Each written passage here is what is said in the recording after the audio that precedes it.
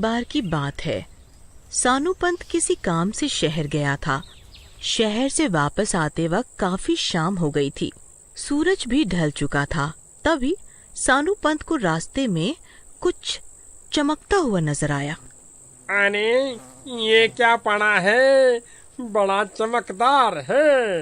अरे ये तो कंघी है, पर ये इतनी चमक क्यों रही है? सानू पंत सोच में पड़ जाता है। फिर हिम्मत करके उस कंघी को उठाता है। अरे वाह सानू, तेरी तो निकल पड़ी। ये तो सोने की कंघी है। वाह वाह, लॉटरी निकल गई। आज तो पता नहीं किसकी किस्मत फूटी होगी जो इस कंघी को यहाँ गिर गया।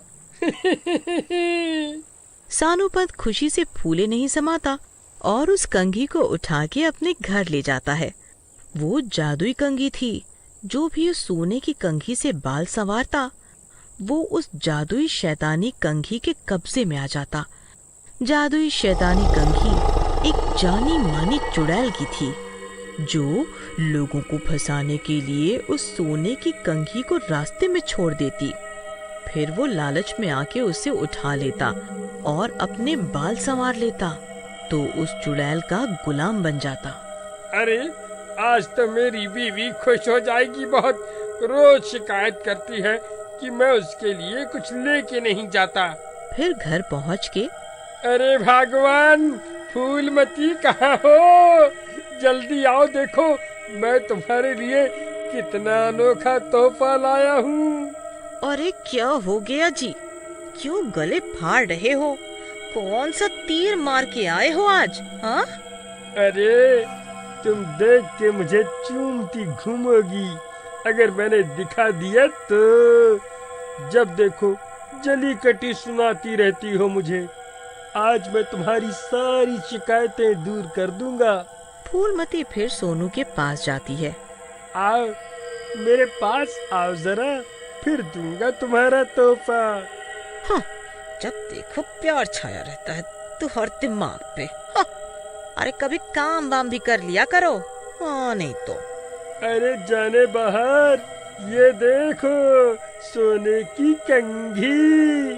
फूलमती खुश होते हुए, अरे ये क्या? सोने की कंघी? ये कितनी चमक रही है। फिर फूलमती अचंभित होती है। हाँ, सच सच बताओ, कहीं कोई मुसीबत मोल लेके तो नहीं आए हो ना? अरे जानू मानू, कभी मुझ पे विश्वास भी रखा करो। ये सोने की कंघी तो मुझे रास्ते में पड़ी हुई मिली थी जब मैं वापस घर आ रहा था। अच्छा जी, फिर ठीक है। अब मैं सबको जलाऊंगी। अपनी सोने की कंघी से बाल संवार के गांव की सारी औरतें जलेंगी मुझसे, देखना तुम। हैं? पर संभाल के रखना, सोने की है ये।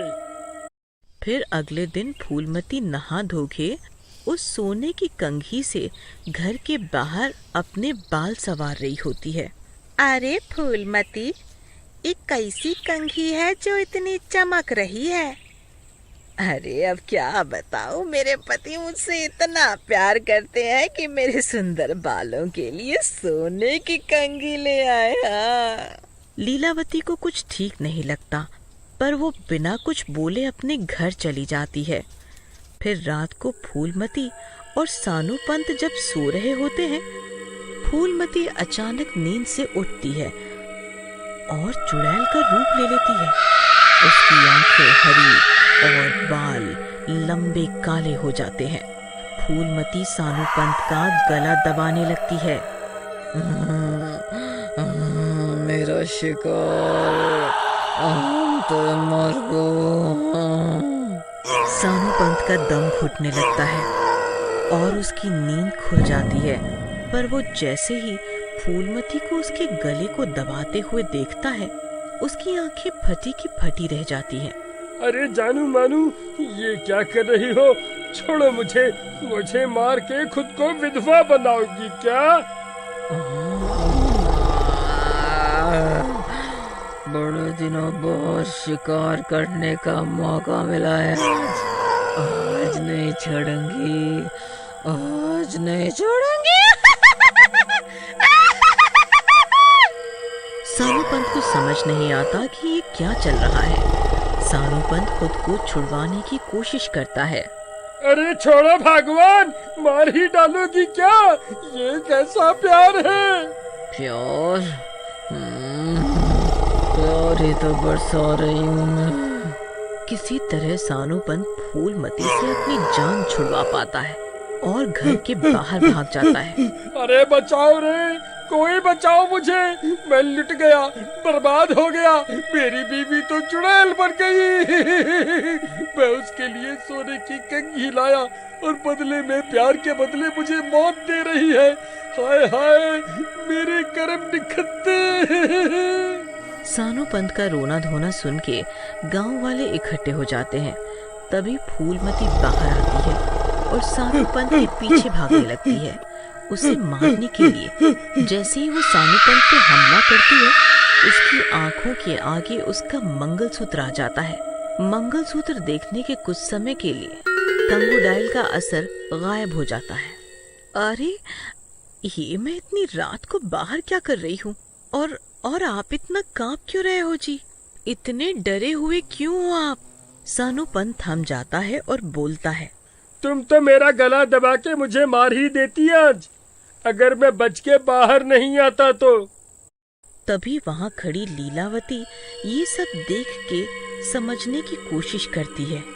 उसे समझ आ जाता है कि भूतिया साया सिर्फ मंगलसूत्र की पवित्र शक्ति की वजह से गायब हो गया है, पर किसी भी वक्त वो चुड़ैली साया फूलमती पे हावी हो जाएगा। लीलावती भाग के सानू पंत के पास जाती है। सानू पंत भैया, आप फूलमती के गले पे पड़ा मंगलसूत्र उसकी आंखों के सामने ही रखो, मैं अभी आती हूँ। फिर लीलावती भाग के फूलमती के घर में जाती है और वो सोने की कंघी लेके आती है। इधर गलती से सानू पंत के हाथ से मंगलसूत्र छूट जाता है और कंघी वाली चुड़ैल फिर से फूलमती पे हावी हो जाती है। तुझे क्या लगा बच जाएगा मेरे से? ना मुन्ने ना, तेरे जैसे लालचियों की ही तलाश होती है मुझे। फिर एकाएक फूलमती की नजर लीलावती के हाथ पे पड़ती है।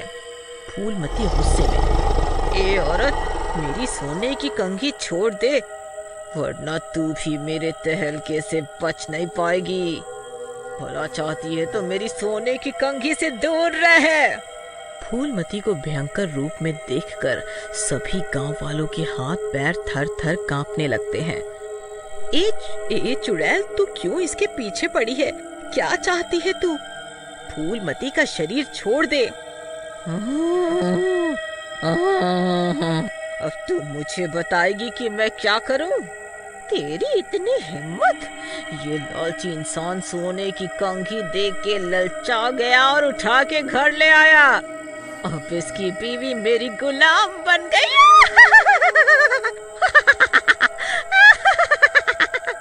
अरे चुड़ैल बहन, अपनी कंघी वापस ले लो, पर मेरी बीवी को छोड़ दो। मैं आपसे वादा करता हूँ कि आज के बाद कभी भी लालच नहीं करूँगा। मैं कैसे मान लूं कि तू लालच करना छोड़ देगा? मेरे पति ने भी मुझसे वादा किया था कि वो लालच करना छोड़ देगा। उसके साथ मेरी भी जान का दुश्मन बन गया और हमें अपनी जान से हाथ धोना पड़ा। एक एक करके लालची को मार दूंगी और